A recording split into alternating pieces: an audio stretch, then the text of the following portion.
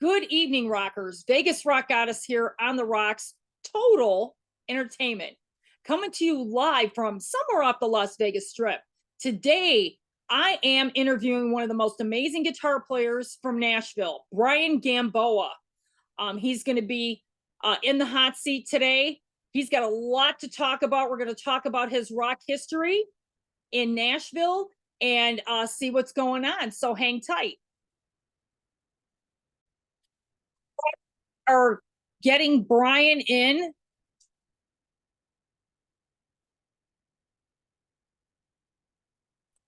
All right.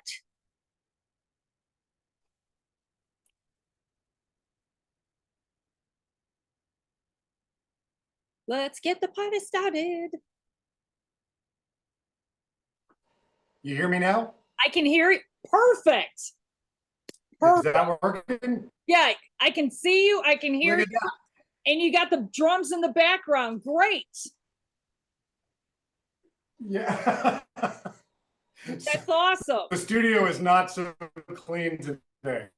We've got Right. a lot of projects. Yeah, no worries. Okay, so let's start from the top. Now, you're an amazing guitarist from Nashville. Like I said, I saw you at Rare. Thank you. I was so blown away. I mean, you were on stage with some amazing artists, Anthony Corder, Eric Martin. Yeah, I mean, guitarist from LA Guns, which I can't remember his name. There was amazing players. I know.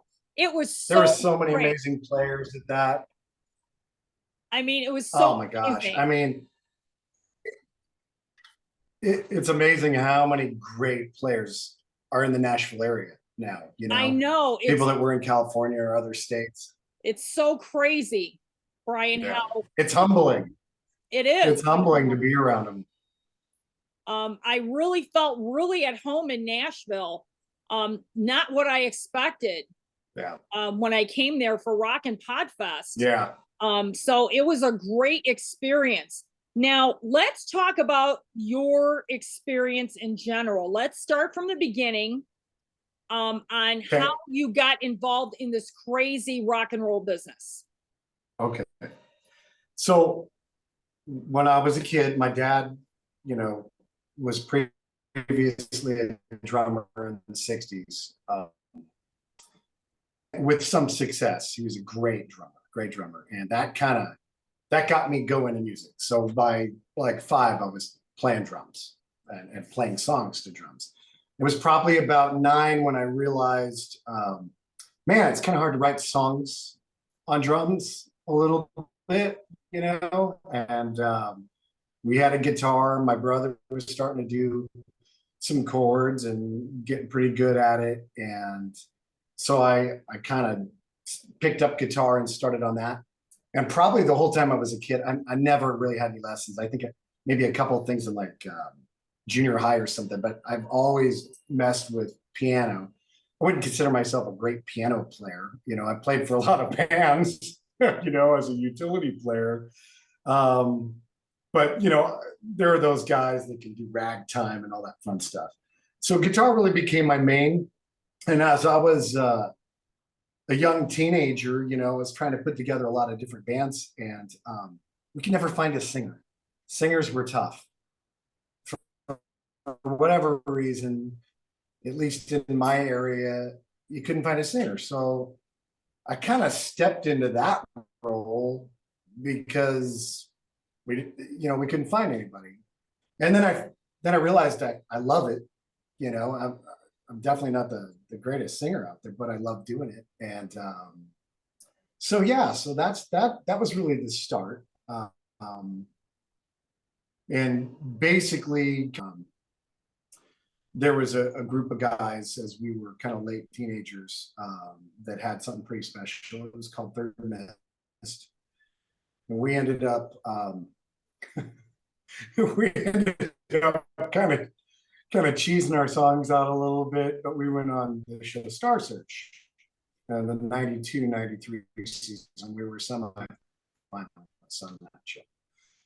And it was fun, and it was a learning experience for sure. There were some great people that worked there, and we made some good friends. And then from there, started talking to labels and doing things like that, and things led to another. But as you know, we were a glam band. So of course, when grunge, kind of took over airwaves, nothing against grunge, and we tried some things, and we tried to do some grungier type songwriting, but it really wasn't that band. From there, I really poured pretty deep. I was always kind of doing things in the studio, either for our project or for other things. And my dad actually, again, was the one who was really into electronics, and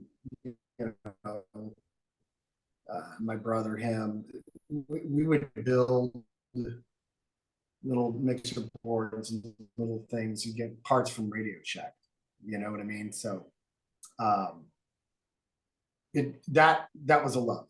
How do these things work? How can we make the sound? How can we record the sound? And so I would say mid-90s, I really dove hard into some studios, and I worked in several,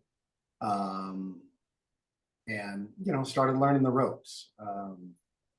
And then probably, well, I'll jump forward, always was kind of in some bands going, but mostly really recording other bands, or engineering on something. And then, I would say probably maybe about 8 years after that, some other bands came around that we dove pretty hard into, and had some success with that. And then I finally made the move to Nashville about 15 years ago. One of the first bands I was in when I was here was a group called On Tracy Lane, and several of them were from the St. Louis area. But we did a lot of fun things. We traveled all around the planet. We played in Greenland, for the troops over New Year's one time. And good bunch of guys, still friends. But yeah, there's been some great bands. A buddy of mine and we had a project called Myriad, and put several things out with that. And it was kind of an alternative rock thing, and I've just had a lot of fun. But ever since I've been in Nashville, what you're looking at is my second studio here in Nashville, my fifth personal studio, I guess, over the years. So yeah, so we've been recording a bunch of stuff now, and yeah, a whole bunch of things. Sorry, I'm rambling, but yeah, you're fine. Your Wi-Fi is really bad right now, so it's trying to clean itself up. No. It's okay. I'm hearing you. We're seeing you. We're just going to continue the conversation. It's fine.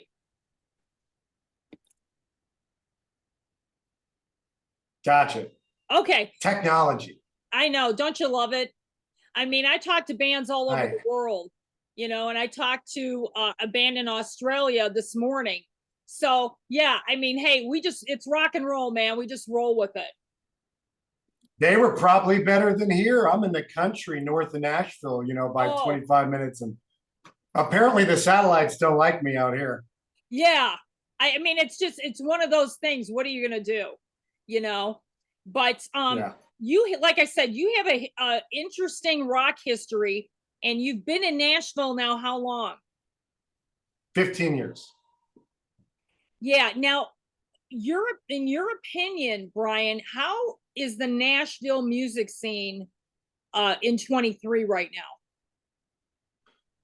Oh, I think it's booming. I might be a little biased because I know many of the musicians here. But there's so many people doing projects, whether it's original projects, there's tribute bands and cover bands, and some people are playing in multiple groups. And at least from what I've seen lately, there's a whole lot of people, original acts coming up. I've worked with several people here in the studio lately that are originals, and yeah, there seems to be a real resurgence of that in that. Yeah. Right now in 23, what I'm seeing is a lot of the 70s vibe and a lot of the 80s vibes coming back with original music bands. Yeah. We love tribute bands. Nothing wrong with it. Cover bands, that's a whole other show. That's a whole other show. But you know, when it comes down to the nitty gritty, 23 and 24 is going to be it's going to involve a lot of original music, a lot of original bands. You're going to see bands coming back from the 80s that we thought were gone for good, and they're Right. starting to resurface. Right. I don't know if you noticed that as Oh well. yeah. Oh yeah. I mean, what are your Oh, what are your I feel thoughts? like that's, you know, that I I feel like that started happening about 10 years ago, the beginning of really, I mean, a lot of the bands, especially 80s bands and even into the 90s,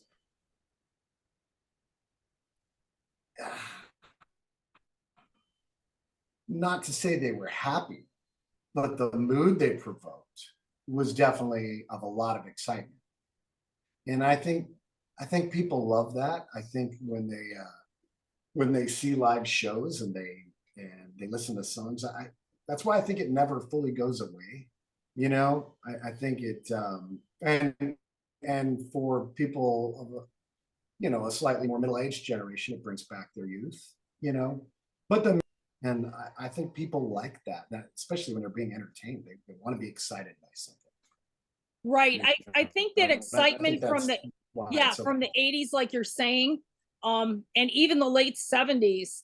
I mean, I that back in the 80s, let me tell you, these record companies were signing bands every 5 minutes to one album deals. Yeah. You know, unfortunately, those times have passed. You're not going to be seeing record companies doing deals like that anymore. But these artists are taking control of their own music and their own destiny, which I They find are. refreshing, because they're going to get further controlling their own brand. Oh, well, the whole industry has changed so much. It's yeah, you know, technology and the internet, not to blame things, but it changed everything. It changed the way music does business. It's simple as that. And um, not to pick on any one thing, but you know, we evolve like any business evolves over time. But that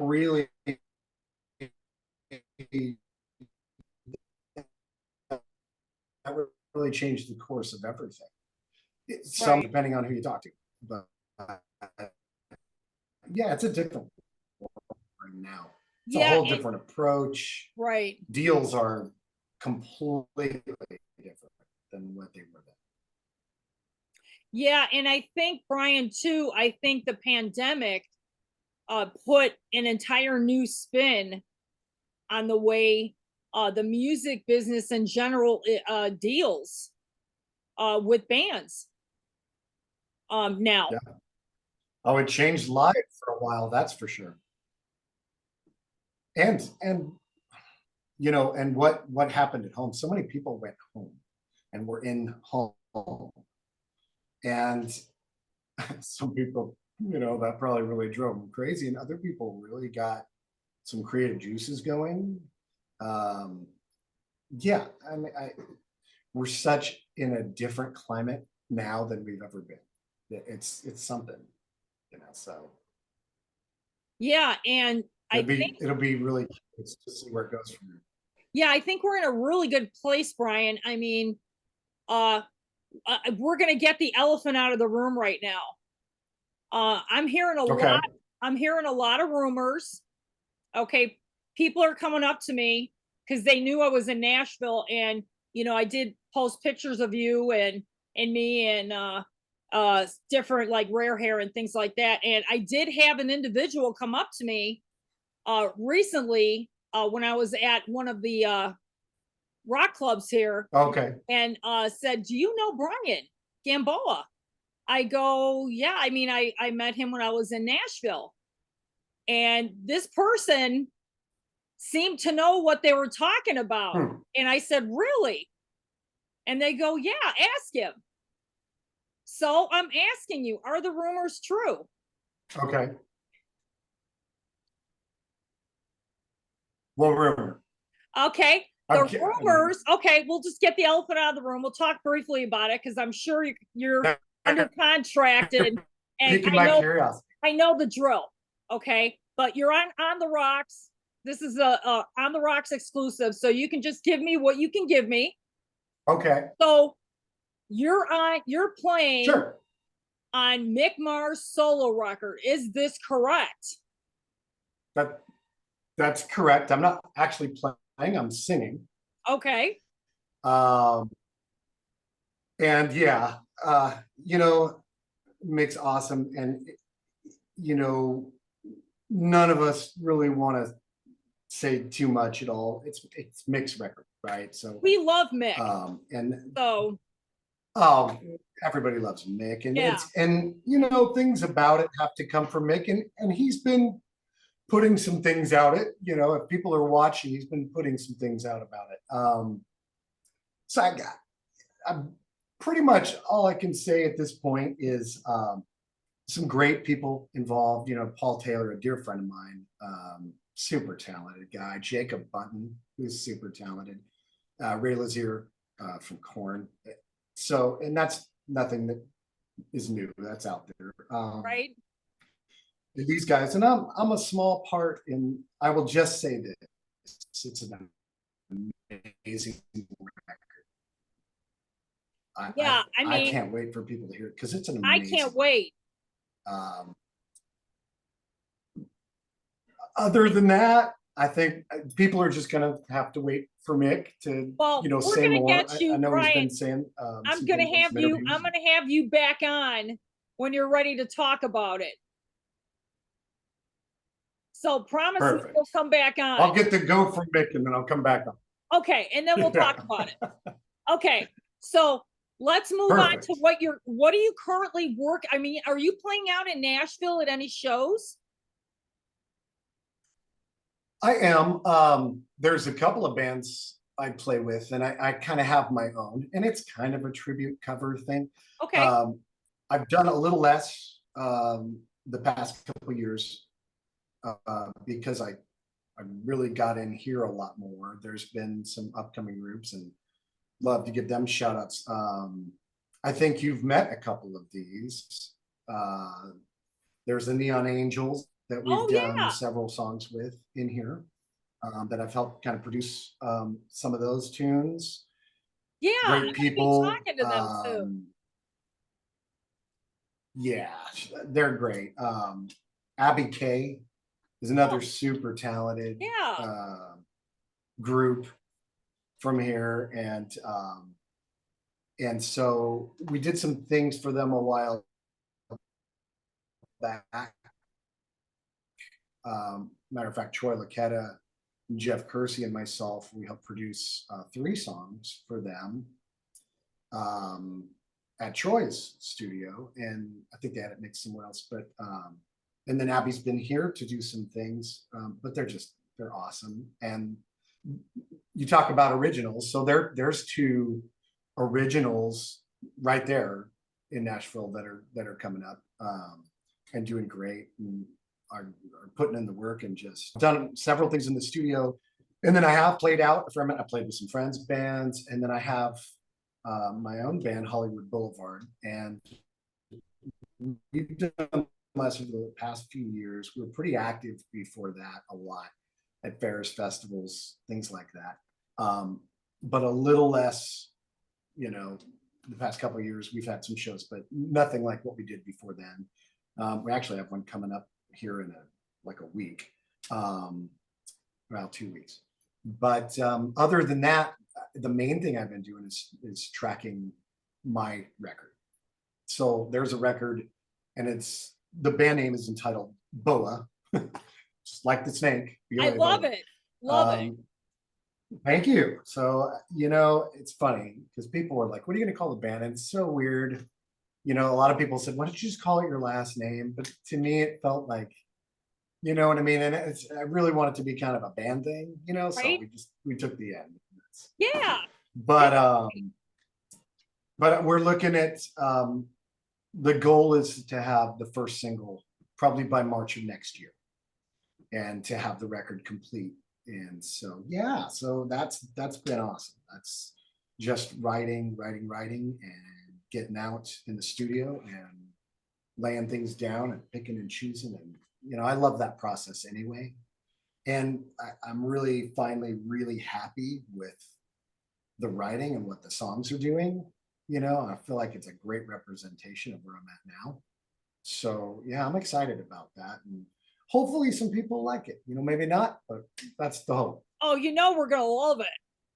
Well, you heard a little bit. Yeah. You've heard kind of a little bit, so I don't know. Oh yeah. I wouldn't That's even all I'm know how gonna to say. begin to describe. That's all I'm gonna say because I'm gonna save it for Okay. the next interview. But Okay. yeah, I had no doubt in my mind when I met you and saw you perform at Rare Hair. I'm like, there was just something about you that I knew was going to be Oh man. explosive. Oh, that's super awesome of you. Thank you. But Eric Jacks Very as humble. well, Mhm. right? Eric Jacks. Yes. Yeah. I mean, not friends, but You, yes. yeah, you've had some because they know Abby K, and it's like Yeah. a little circle of rock there. But yeah, I've met Eric. I know Eric very well. I've interviewed him multiple times and actually did a show for him here in Oh, the Vegas. circle out here is amazing. There really is. There's circles around circles, but I like know. most, I would say the majority of the musicians in this town are very, very supportive of one another, which is an awesome thing. It's a great thing. And I think a lot of it I too. feel like once you start playing Yeah. around here, I think it's just a vibe. Nashville has yeah. a vibe. And it's funny because Nashville's kind of like right in the middle of everything.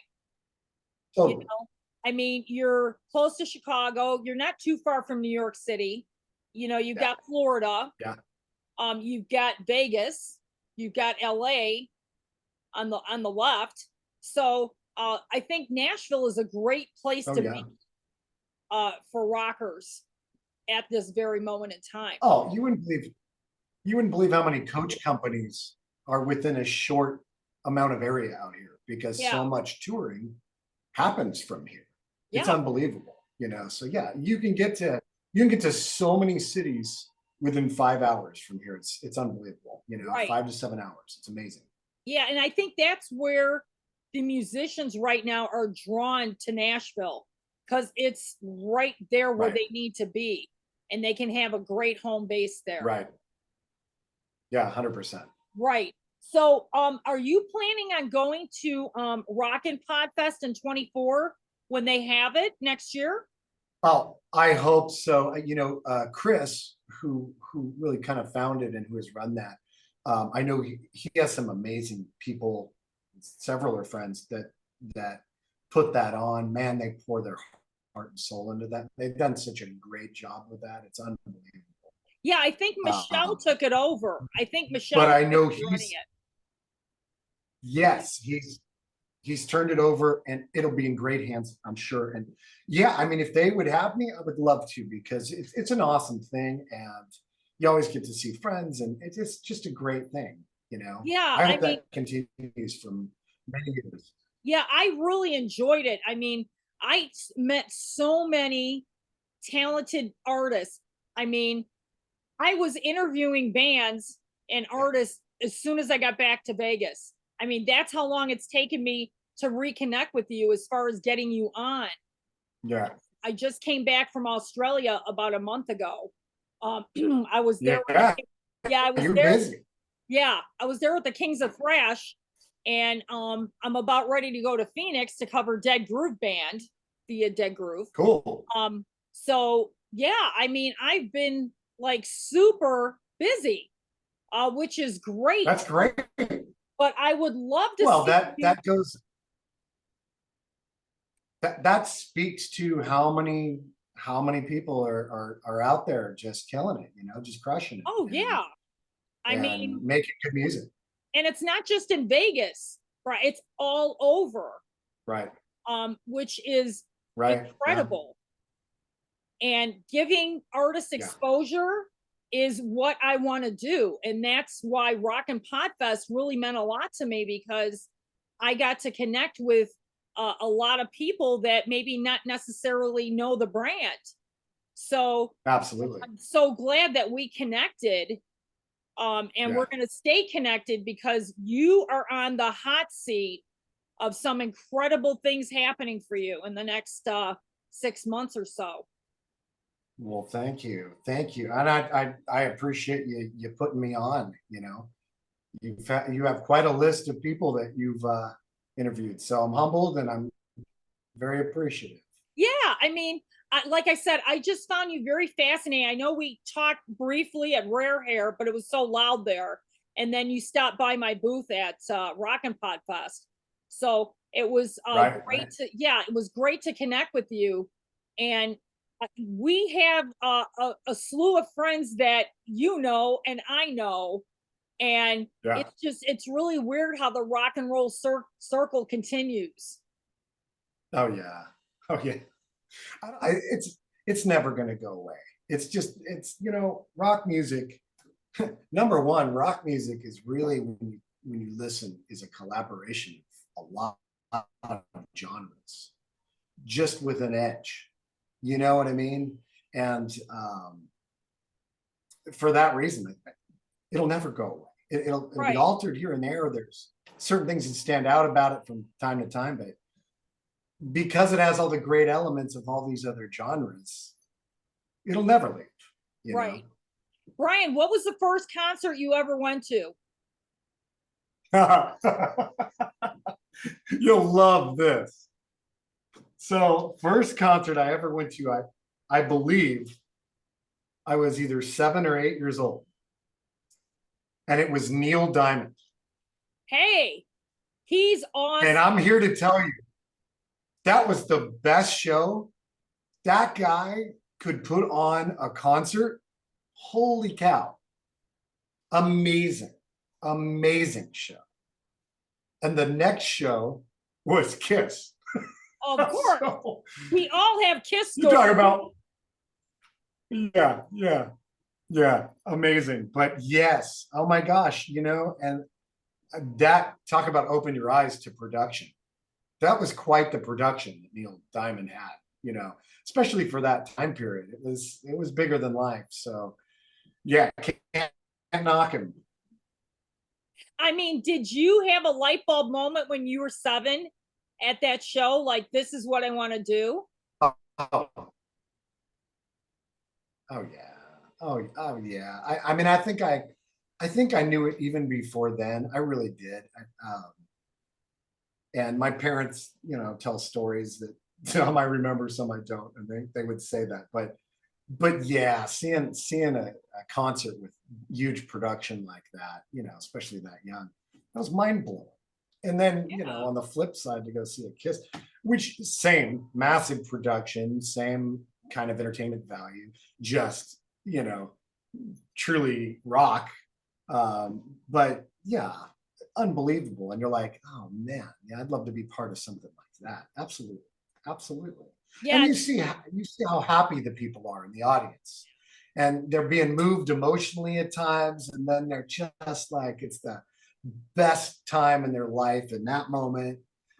Um, that's really what it's always been about for me. Is if I were lucky enough to make to move people in that way with something or be part of something bigger, that's always been the appeal.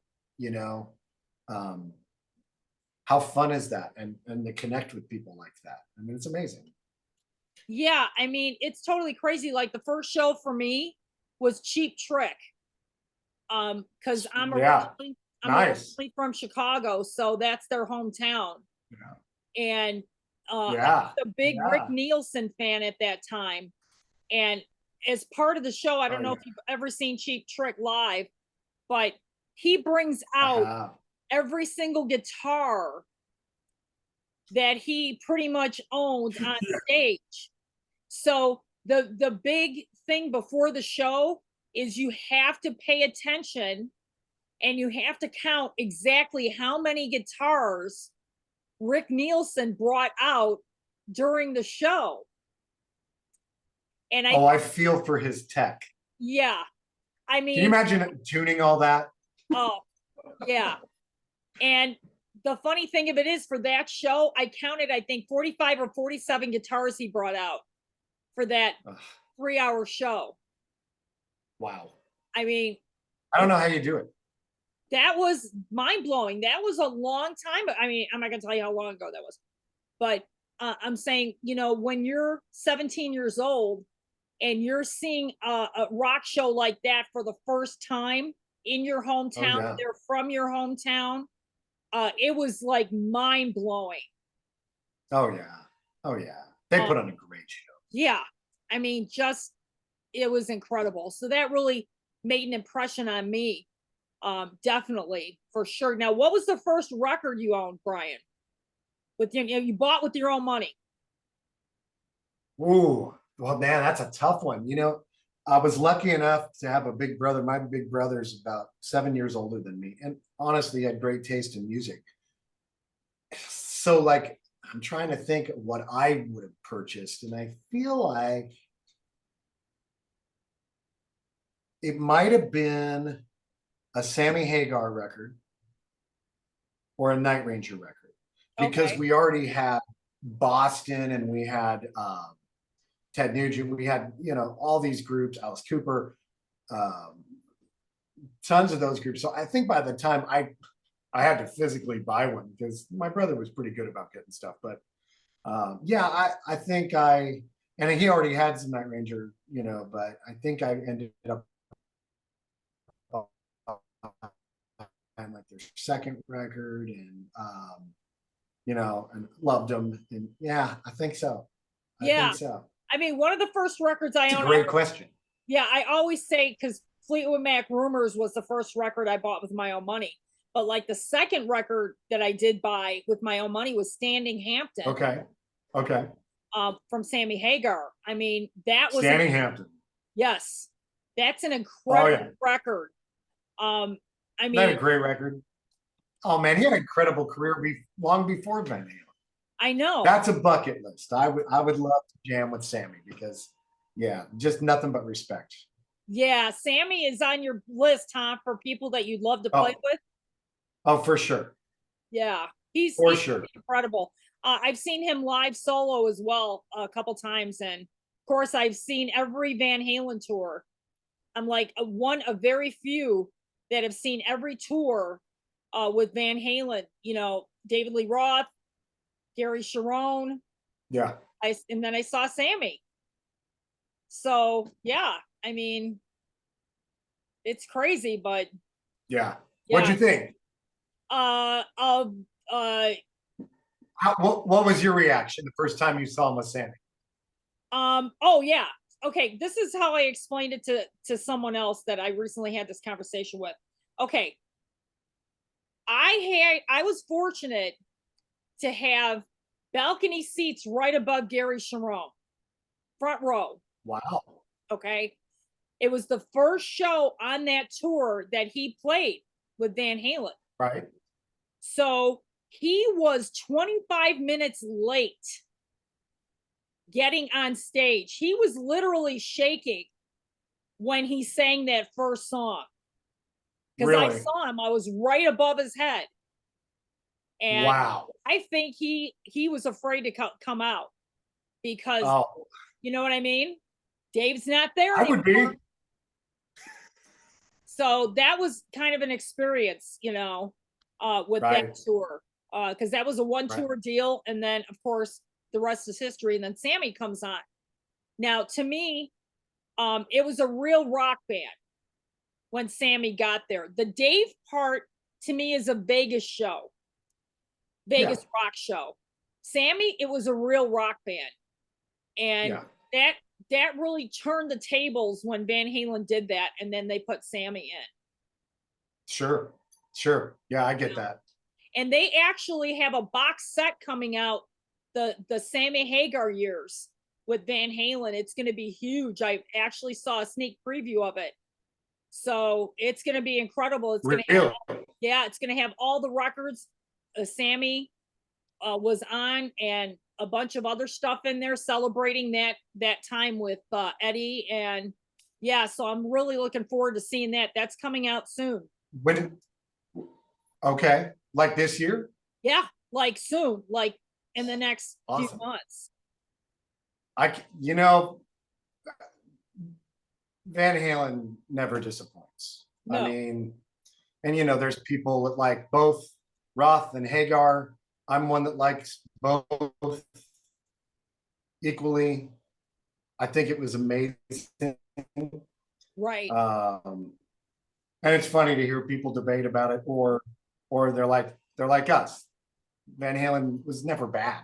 No, So always good. yeah, Always worth seeing the show. exactly. You know, and I think with this box set, they're going to have unreleased material in it as well. So it's going to be definitely epic. So definitely, I'm going to definitely get one as soon as it comes out. But what do you, Brian? What do you love about music? Did I lose you? No, I'm here. What do you Oh, perfect. love about music? Wait a minute. Say that one more time. Okay. Well, I always end with a real epic question. Okay. Okay. What do you love about music? Oh, that's easy. Uh, I'm just music is visual to me, and it's the picture that it paints in my head that creates emotion, whatever that emotion is at the time.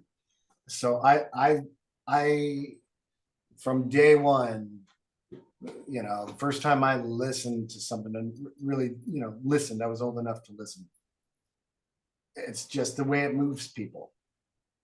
That's, I mean, it just hooked me, It's in your and it soul. has ever since. It's in your soul. Oh, oh man. You know what? It's so funny. When I'm doing things non-music related, if I'm doing work that's non-music related, I don't care if it's vacuum, right? I can't have a radio on. And people laugh at me, go, how come you never have a radio on? You know, like how do you do these tasks, or how do you do this or whatever? Um, and not have a radio. And I'm like, I can't. It competes in my head with anything I'm doing. I start listening to the production of it, or the tempo of it, or the melody. And I'm ADHD anyway. So whatever I'm doing at that time goes out the window. You know, it's music is my squirrel. Like the squirrel runs by, I'm with it. You know, everything else just, you know, fades off into a blur. So yeah, when I'm doing things outside of me, I don't have music on at all, You know, it's funny you because it's mentioned that. it's that powerful. Right. It's Uh, funny you mention that because you know you're a songwriter. I'm a writer, yeah. okay, a journalist, but you know I've written a couple. Well, I've actually written one full script that I'm almost done with. So that entire time, it was the opposite for me. You're gonna laugh, Wow. but when I was Really? writing this film in pandemic, all I was listening to was metal. I was listening to Exodus. I was listening to Metallica, uh, catalog of Pantera. I mean, that Sure. was the driving force as to what I was typing. It was really weird. So it's like the opposite with me, you know? Yeah. Well, I get that though. I get that Yeah. because it's probably provoking, you know, the emotions as you're writing, or A little you more know, inspirational, you know, like yeah. in the mind. Like, see, you guys Yeah. were writing stuff in pandemic. I was interviewing bands during pandemic and they were breaking up during pandemic, and I came up with this movie script. So it's crazy how things work. You That's cool. Yeah, we had all that time, but look where we are now. Oh, it's fun to hear stories how people Yeah, spent the time. I mean, you know, some people went a little crazy for a minute because it was a complete change, you know, and you may love your house, or, you know, your home, but maybe you weren't used to spending that much time in it. You know, you got out and right. uh for so many hours a day, whatever the case is. But yeah, people, and maybe I think for a lot, at least many that I've talked to, I don't want to speak for the masses, but many people that I talked to, I think they made some internal decisions about what they really loved, what was important to them, what they want to pursue, and kind of force people to commit a little bit more to maybe, what they've been thinking about for a long time, but they've been so in the grind or something like that that they Right. haven't I totally agree committed with and that. pursued. Because I think as an artist, I think it totally brought out the best in everyone Okay. for Oh yeah. for the most part. Because I mean, like you said, these artists were at home. They're used to being on the road, grinding, grinding, grinding, and then everything came to a grinding halt. Oh yeah, completely. So, and I think 23 and 24, everybody is getting back out there, which is great. And I mean, that's what we want to see. Oh, people came back in force, Oh yeah. I mean, in full force. crazy. Yeah. Oh yeah. Well, and two, a lot, I mean, we're definitely talking about the positive side of it, but the flip side of that is a lot of people were out of income too, and it Yeah, was it was it really did. hard to watch. I mean, but Oh, like I a said, live scenario. yeah, life gave us all a reboot, Oh, some, 100%. yeah, in some aspect of what happened. I mean, of course, there were bad parts of Yeah. the situation, but now we're in the home run of it. Oh, I agree.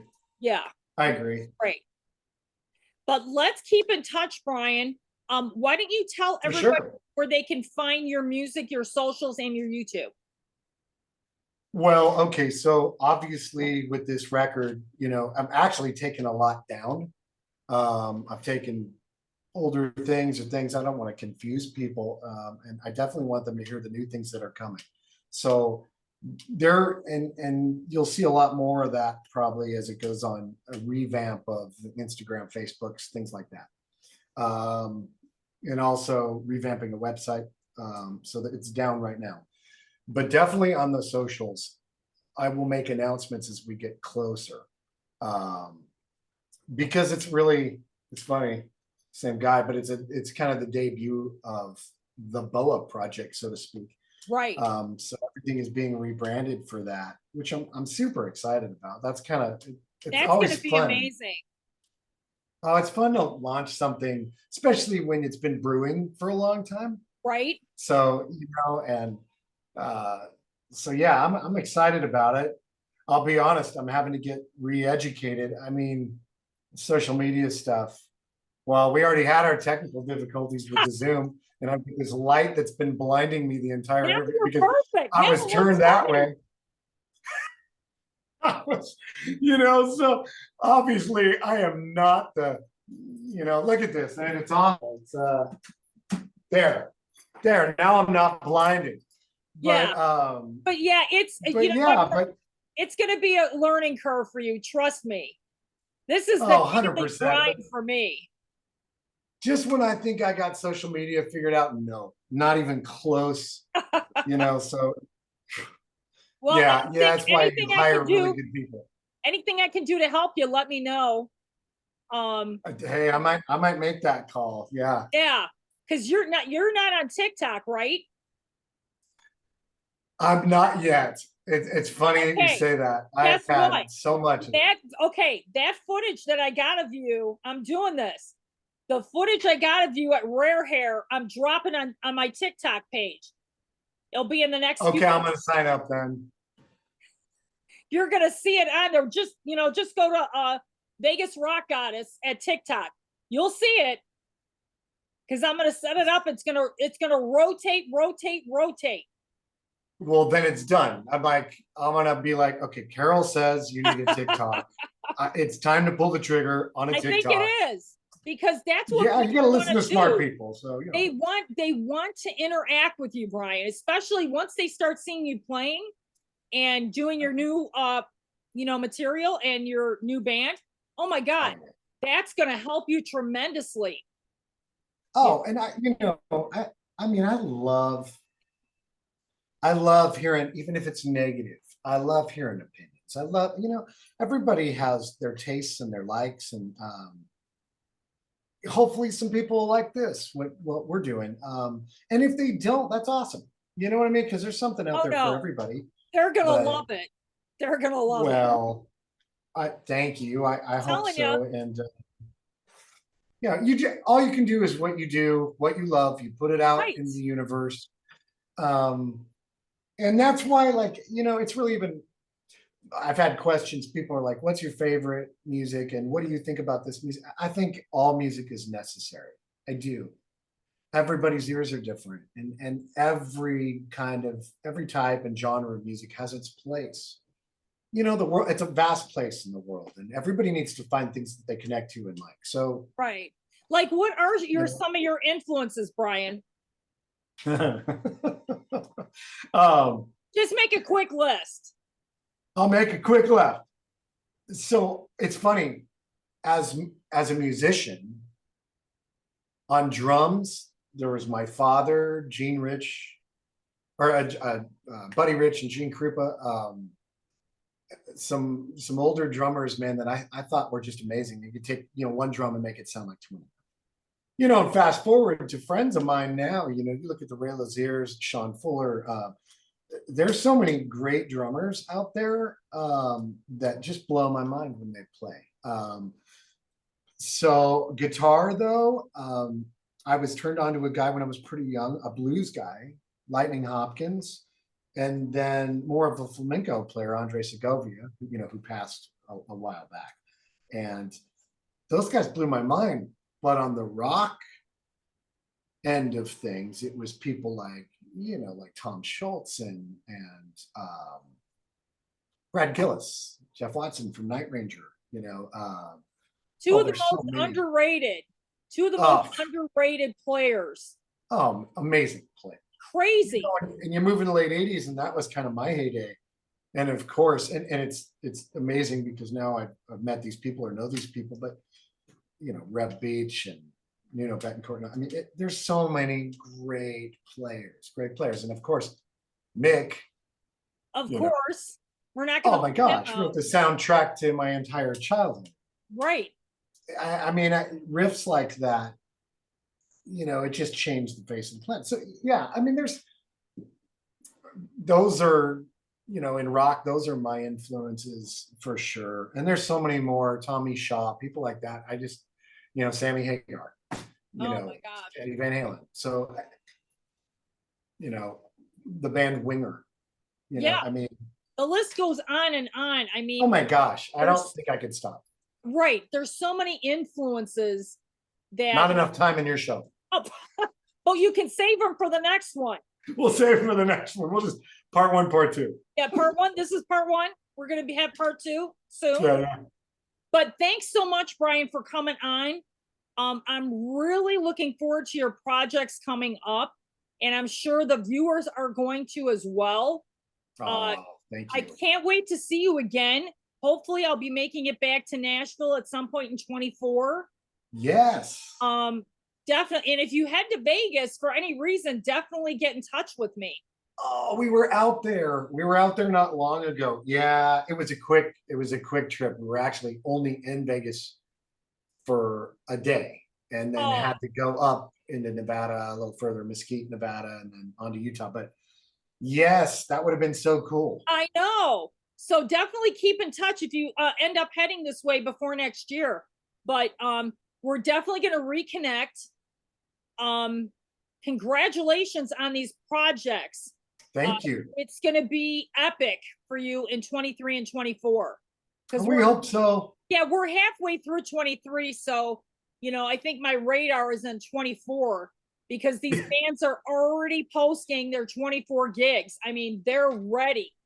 Oh, well, the stores, I mean, a month ago, we're already putting out things for Halloween. I know.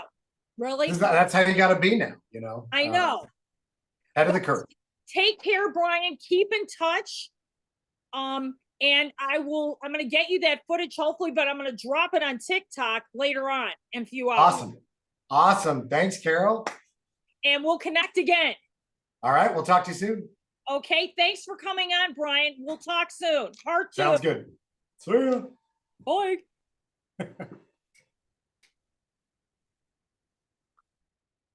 Brion Gamboa, what an amazing talent out of Nashville. This guy has got it going on.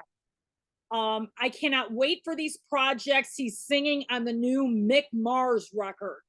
How exciting for him. He can't talk too much about it right now because it's still in the process. Mick Mars is an amazing talent from Motley Crue. We miss him being in that band. So more to come from Mr. Brion Gamboa. This is the Vegas Rock Goddess on the Rocks, total entertainment, and I will see you next time.